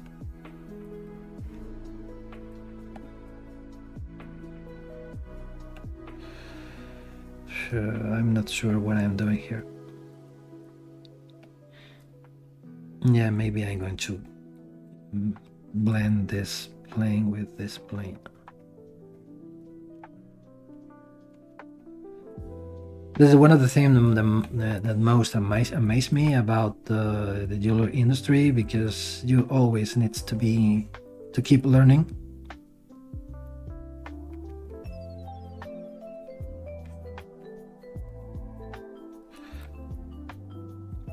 Of course, we should be focusing at the beginning on something specific, and when we are talking about ZBrush, we are talking about most of the time organic jewelry design. For example, you can start designing or making skull rings for motorcycles, clubs, and stuff like that. You know what I mean? So where you have more room for creativity, where you can connect your taste about monsters and about creatures with jewelry. So the only concept that you will need is to know that you are working with the proper scales in terms of wear the ring properly. So you can start designing your own rings, send them for printing and send them for casting, and start taking photographs from your design and start building your own website for exposing and for promoting your work. And probably some people will reach you asking for commission or asking for buying your designs. When we are talking about silver, we are not talking about gold or precious metals. And that is a field where skull rings and motorcycle clubs rings fix perfectly. So it is not a very expensive business. So the silver is not very expensive. But today we can say yes, but it is not expensive compared with the gold, and it is easy to manufacture, I think, or easier to manufacture than gold or than precious metals. That could be a good start point, connecting both worlds.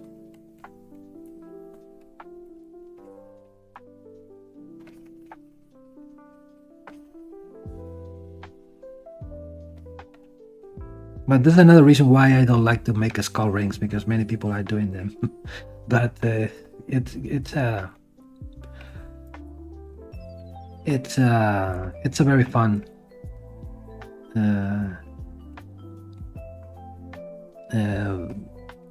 kind of commission that you can do about jewelry.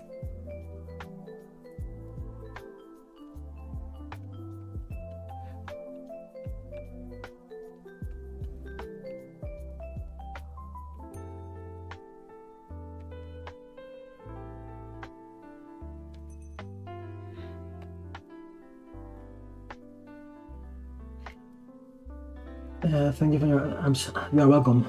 I'm the same opinion. I need to make something in my own style. Yeah, also that is very important. But trying to find your own style, but well, it sometimes is very difficult. Even more if if the market is very defined by a specific style. So it doesn't matter that you are creating a unique style. If the market is, if it is not that the market is looking for, you're not going to have success with the jobs or with the commissions that you need to receive from the customers. But yeah, trying to find your own style, or at least maybe you can start trying to match the existing style on the market. So maybe some brands can reach you or hiring you as an artist, or making their designs, not yours, the designs from the brands that reached you.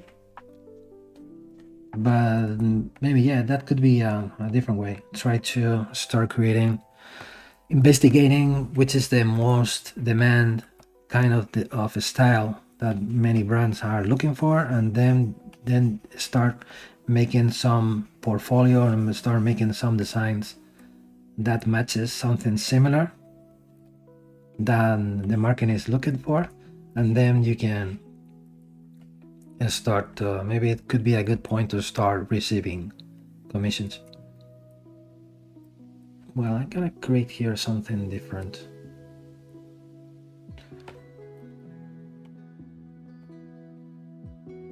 Because this is a very nonsense. Let's see what I can do.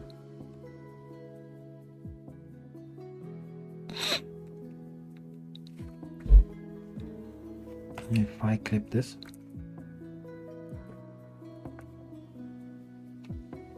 Yeah, something like this.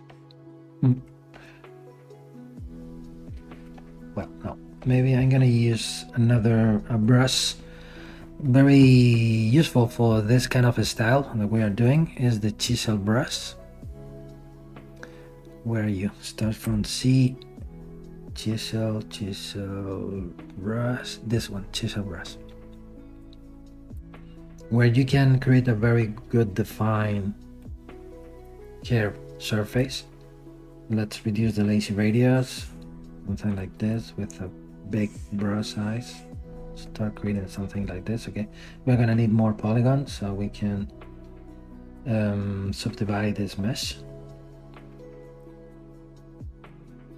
Maybe if we create something like this.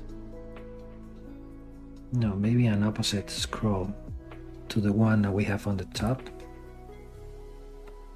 Okay, maybe let's create something like this.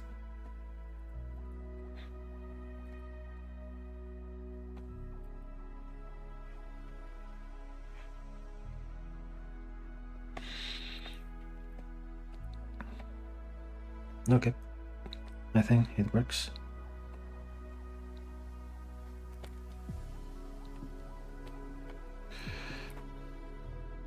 I think I should start with something that I want to buy while this quality is low, something like figure about my favorite films.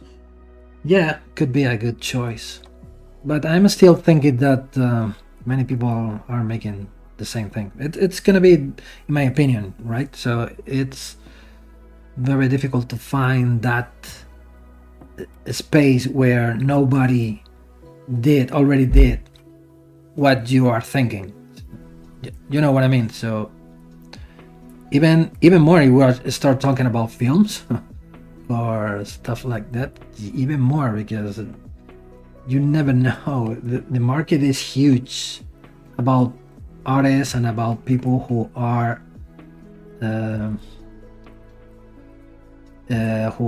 creating stuff about films, who never knows that this even exists.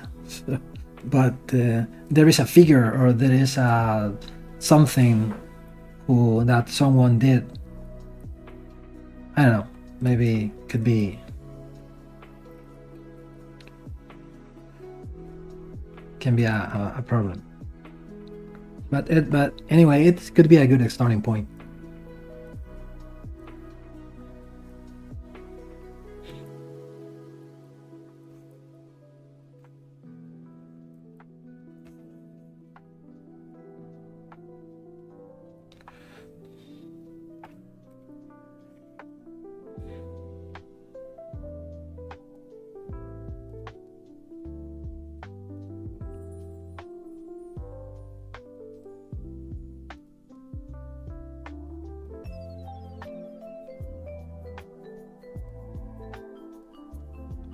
But it's very difficult to find unique and original stuff. I mean, but anyway, everything needs an starting, so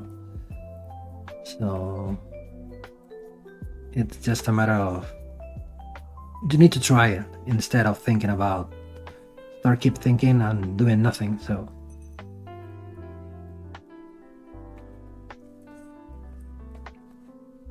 let me use the chisel brush again because I like it.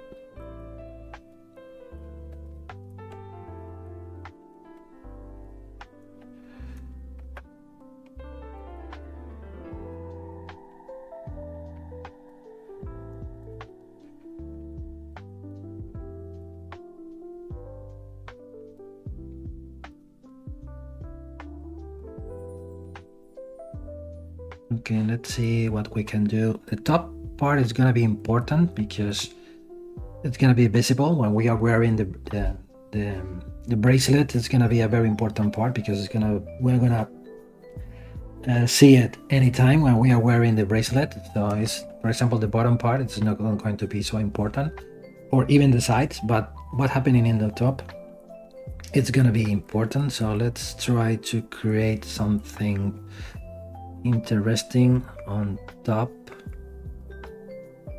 I already see this kind of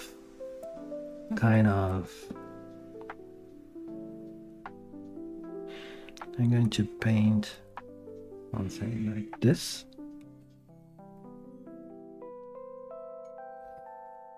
Let's extract it. Next thing, accept.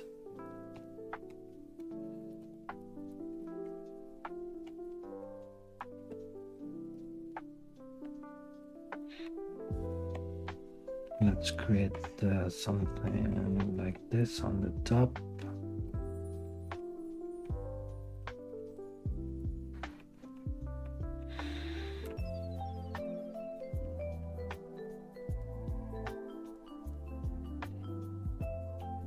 Also nice, Sculpting, it remind me Japan, Inu.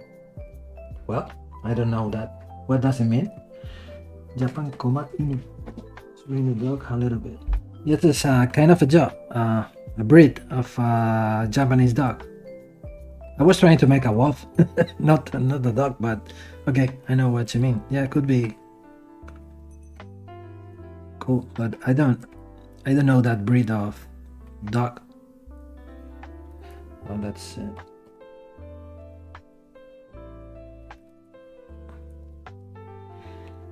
And then let's create something like a Celtic car.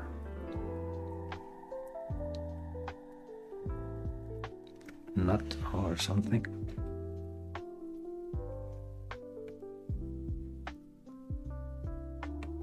Something like this.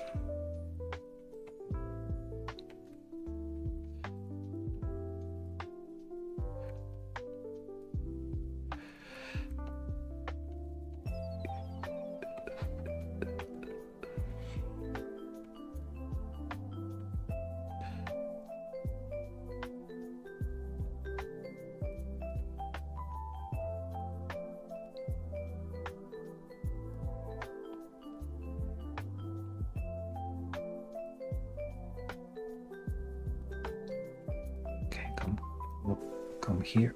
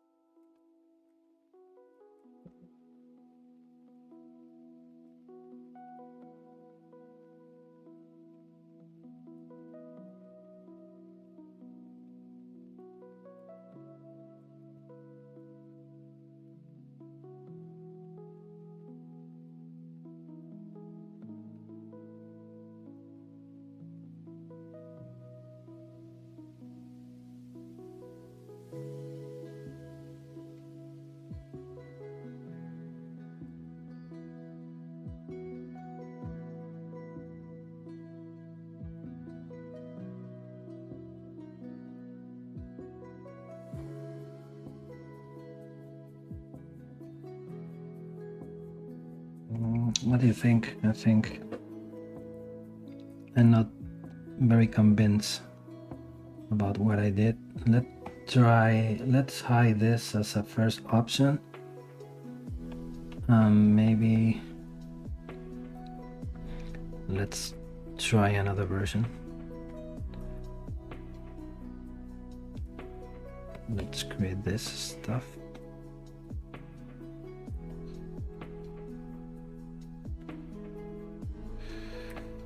Here.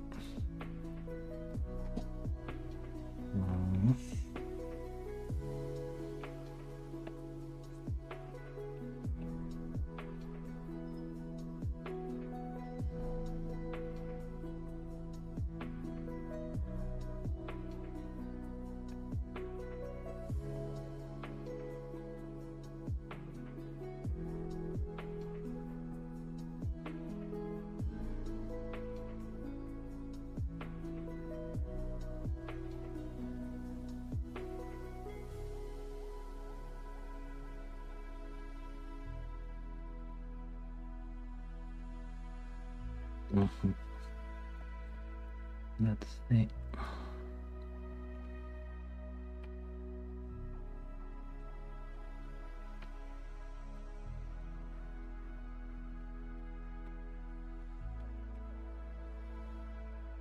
I think I find this more interesting. Oops.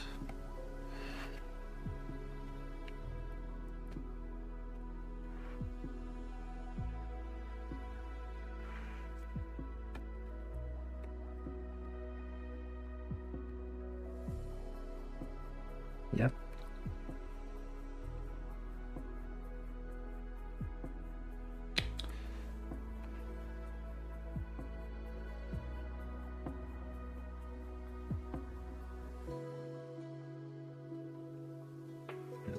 something more like this.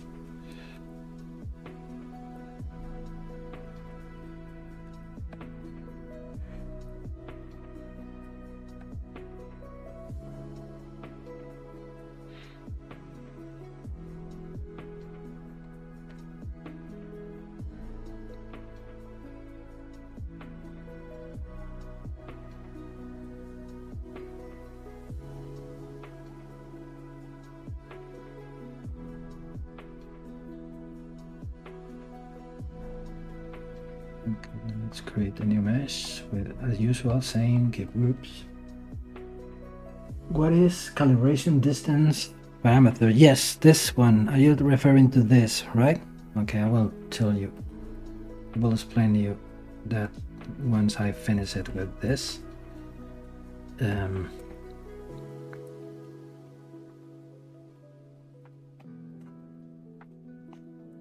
It's a setting related to the transpose line. It's very useful when you need to calibrate a custom distance. I will show you how it works. It is there in my custom interface because I was using but a long time ago, because being honest, I didn't use it since a very long time, but can be useful in many cases. I will show you something about it. Just hold on 1 second, because maybe I like how it looks like as it is now. This.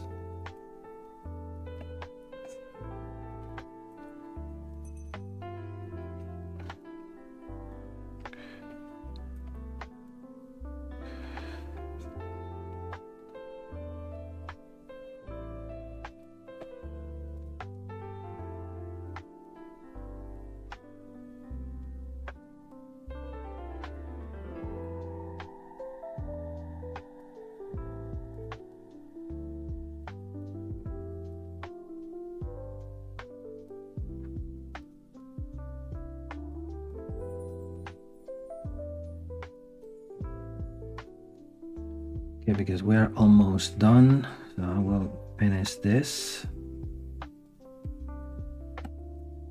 like this, and I will explain you what does the calibration distance means.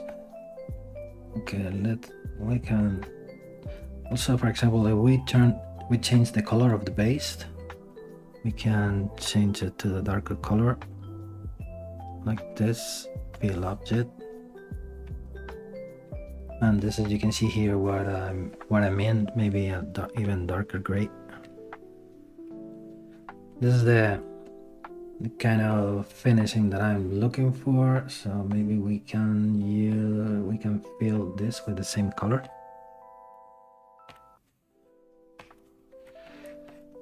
Right, this is the kind of finishing when the recessed areas. Okay, there are still some parts necessary for being polished or clean it, but you can see now clearly the idea. So on the next streaming we will finish it probably.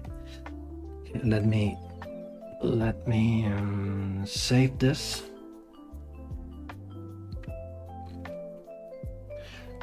The calibration distance. Okay, let's see, for example, let's go to the light box, and for example we can grab the Nikki human male, this mannequin, for example, as a reference. For example, you can see here, if we select the body, this is the body, and we go to the scale master. For example, this is a very good example, as we were talking about it before, about the 3D characters for 3D printing, or miniatures, or character who needs to be 3D printed, or collectibles, or miniature, whatever you want. For example, you can start using sculpting with ZBrush. You can see this from a mannequin like this one, when you have an anatomy already made. So you just need to start refining the anatomy, adding the elements, add the clothes, armors, weapons, and so on. So the first step to take is knowing how big is this. If you set the scene scale, this is we talk about millimeters, This is a 100, this is 19 centimeters tall from top to bottom. If we send this for printing, we will get a figure of almost 19 centimeters tall from the feet to the head. So for example, let's work in millimeters. So if we now go to the head and then you start taking the measurement of the head from the chin to the top of the head like this, you can read it here on the top left corner. It is 23.2474 millimeter. So this is the distance of the head. For example, you start working from the basic male anatomy mannequin like this, and you need to transform it into a monster, into a child, for example, into a dwarf or whatever you need. What you can do is, most of the time, the miniature companies has different scales related to the different creatures, for the humans, for the dwarfs, for the elves, for the, I don't know, for different creatures. So most of the time, the way that you can measure how tall they are, it's in heads, in terms. So we are talking about an amount of different heads.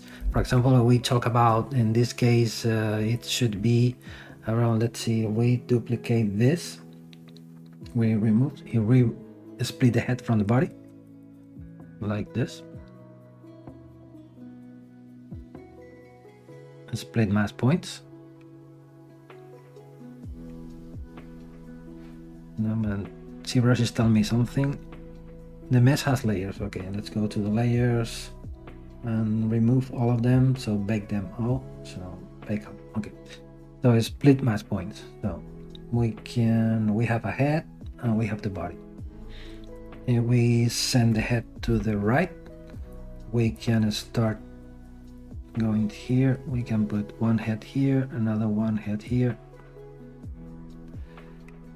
Ooh, almost one here. You can see the distance of this mannequin is 1, 2, 3, 4, 5, 6, 7, 8.5 heads. For example, if someone is requested to you and a smaller, not so tall character of composed by 7 heads, you can take this tube tool, remove the necessary heads, and then it's gonna be a scale reference to work with, to knowing that you are setting the scale properly compared with a human. But what you can do with this setting, you go to the preferences. Let's select the body, let's hide the heads, let's remove the hair. For example, what you can do, for example, this, you can start zooming in here, start using the transpose line from the top of the head to the chin, maybe more precisely here, and then you can go to the draw options. Let me remember, what is this button? It is transpose units, path button is path preferences, transpose units, calibration distance. Okay, you need to go to transpose units, and here you have the calibration distance. Now you can see the number of the calibration distance matches the measurement we took before, about 23 millimeters. You can see it is 23.54367. So that means that now the calibration distance is 1 millimeter. So when we are taking measurements, we are taking the distances in millimeter. But for any reason, we need to calibrate this distance instead of 1 millimeter to a 1 head distance. What you can do is go to calibration distance and change this value, change to 1, and then you can set the units here, and then text box appear when you can see a head.